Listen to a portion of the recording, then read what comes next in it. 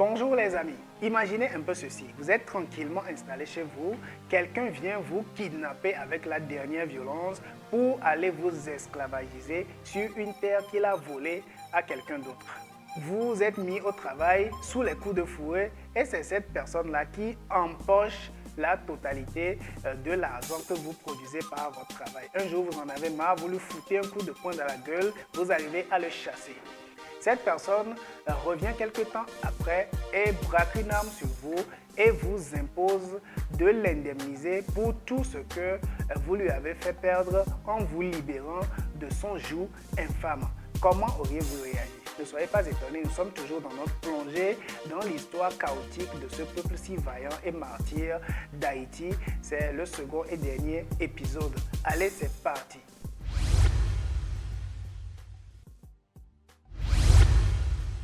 L'indépendance du 1er janvier 1804 est un grand moment d'euphorie et d'espoir pour ce peuple si longtemps martyrisé d'Haïti. Et très rapidement, les biens des colons sont nationalisés. Dessalines va malheureusement ordonner le massacre des colons français. 3 à 4 000 personnes, hommes, femmes, enfants, d'origine européenne seront massacrés. Cependant, les problèmes ne font que commencer pour Haïti parce qu'il ne suffit pas d'être indépendant. Encore faut-il que votre indépendance soit reconnue par les grandes puissances du monde. Et à l'époque, ces grandes puissances, c'était qui? C'était ces nations européennes esclavagistes qui voyaient d'un très mauvais œil cette auto-libération des anciens esclaves de Saint-Domingue. L'indépendance d'Haïti, à leurs yeux, cela aurait donné un très mauvais exemple pour leur colonie où l'esclavage était toujours en cours. Et donc, naturellement, ces nations ne reconnaissaient pas la souveraineté d'Haïti. Ce qui veut dire que Haïti, à tout moment, pouvait être envahi parce que le droit international ne le reconnaissait pas comme une nation indépendante.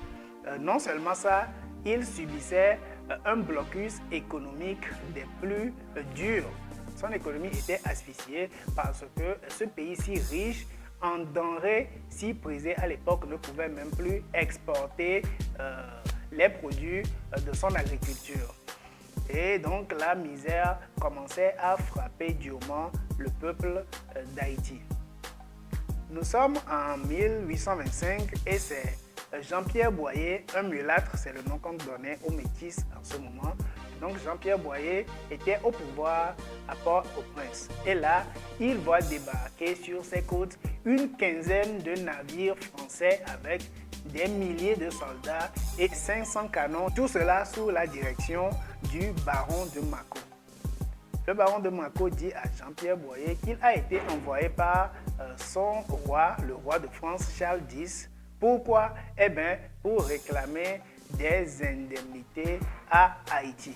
Les colons français qui ont été chassés de l'île et dont les biens ont été repris par les esclaves auto-libérés, eh bien, il faut indemniser les ayants droit, les descendants de ces colons-là. Et donc, le roi de France l'envoie réclamer 150 millions de francs or à Haïti. Une somme qui était ultra astronomique à cette époque. Et ce n'était payable qu'en 5 ans. Sans quoi, les 500 canons des navires envoyés sur les côtes d'Haïti vont bombarder ce pauvre pays. Jean-Pierre Boyer est tout à fait ahuri de cette histoire. Comment? Ces Français qui ont amené là ces Noirs depuis des siècles, les ont esclavagisés et en ont tiré tout ce qu'on pouvait tirer d'un être humain, et cela dans des conditions atroces. Ces gens ont réussi à arracher leur liberté et maintenant ces mêmes Français viennent leur demander des indemnités. Comment cela est possible? Jean-Pierre Boyer aurait pu tout simplement refuser de payer et une nouvelle guerre aurait éclaté. Est-ce que ces mêmes Haïtiens n'avaient pas battu ces mêmes Français-là 20 ans plus tôt? Mais ce peuple d'Haïti en avait marre de ses souffrances. Il n'aspirait qu'à la paix, qu'on le laisse tranquille et qu'il puisse reprendre son commerce international pour pouvoir amorcer un véritable développement. Alors Jean-Pierre Boyer réfléchit et finit par accepter d'obtempérer. Seulement, il dit au baron de Mâcon qu'il ne trouvera jamais une telle somme astronomique à verser à la France. Et donc, pour le rassurer, que fait l'émissaire du roi de France? Il lui dit que bon voilà, il n'aura qu'à écrire une lettre à Charles X, roi de France, pour lui expliquer la situation, une lettre de doléance, et que Charles X, dans sa grande générosité, allégera, rabaissera très substantiellement cette grosse somme qui, après tout, n'était qu'une estimation. Jean-Pierre Boyer prend donc confiance et accepte de signer l'engagement pour rembourser cette dette injuste. Il écrira en effet à Charles X, mais devinez quoi, Charles X ne prendra même pas la peine de lui répondre. Or, les engagements sont déjà pris et Haïti doit payer. Alors, pour avoir les 30 premiers millions versements de la première année, eh bien, que fait Jean-Pierre Boyer? Et il s'adresse à des banques internationales. De quel pays, devinez? À des banques françaises. Sur les 30 millions demandés, Jean-Pierre Boyer n'obtient que 24 millions. Et lorsqu'il demande mais pourquoi on ne lui donne que 24 millions, la réponse qui lui est faite, c'est que les intermédiaires qui ont travaillé pour que la transaction soit possible se sont payés eux-mêmes à hauteur de 6 millions, c'est-à-dire 20% de la somme demandée. Malgré tous les efforts et tous les canons braqués sur lui et son pays, Jean-Pierre Boyer n'arrivera pas à respecter le délai de 5 ans pour verser les 150 millions de francs or. En 1838, c'est Louis-Philippe qui est sur le trône de France.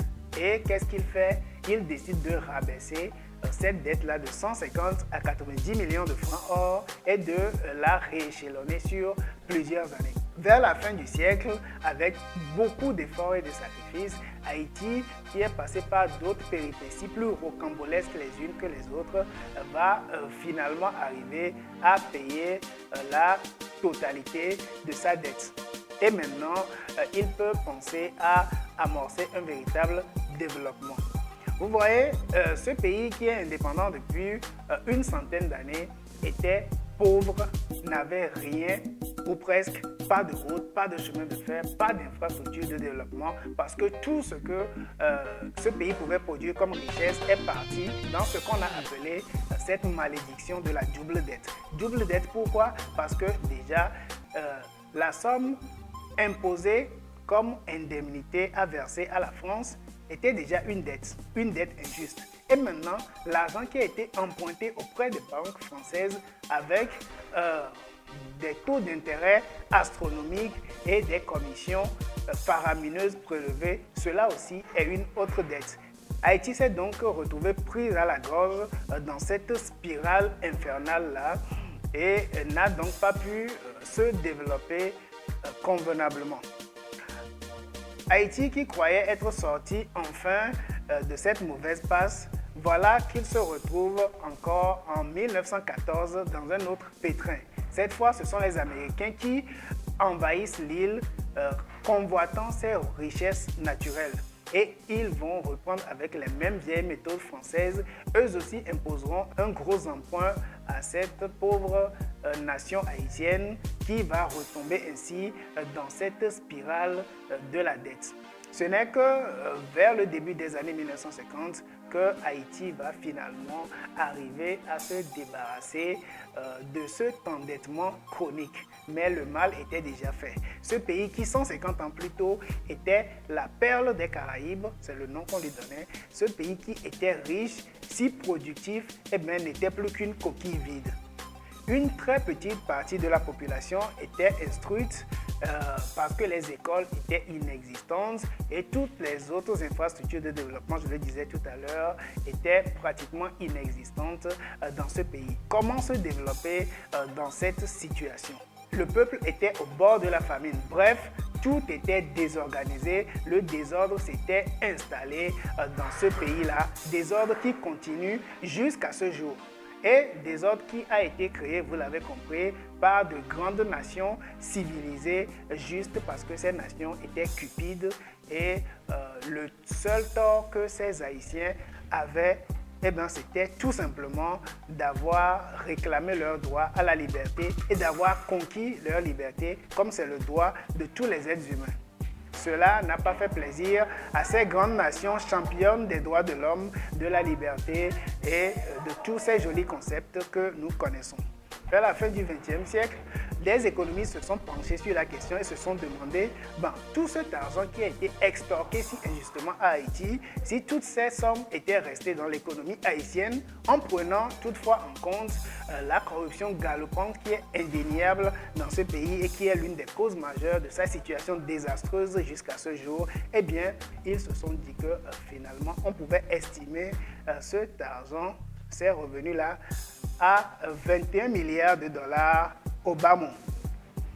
Et c'est ainsi que Jean-Bertrand Aristide, un ancien prêtre catholique qui était président d'Haïti, va en 2003, lors du bicentenaire de la mort en exil en France, du précurseur de l'indépendance d'Haïti, Toussaint Louverture, dont nous avons largement parlé dans la première partie de cette plongée dans l'histoire d'Haïti. Et donc le 7 avril 2003, Jean-Bertrand Aristide va prendre la parole et réclamer ces 21 milliards de dollars à la France au titre des dommages causés à son pays par cette extorsion française pour reconnaître la souveraineté d'Haïti.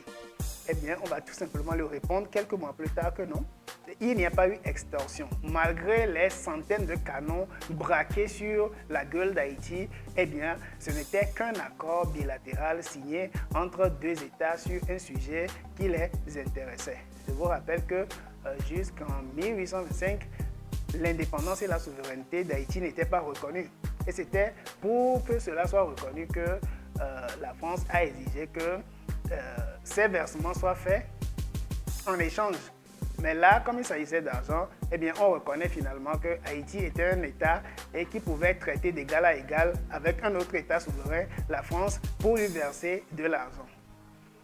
C'est ainsi que ce pays a été martyrisé, piétiné. J'espère que les lignes bougeront pour ce pays à l'histoire si grandiose, si héroïque. Merci, j'espère que vous avez aimé cette vidéo. Abonnez-vous à la chaîne, partagez nos liens, parlez de nous autour de vous et à très bientôt.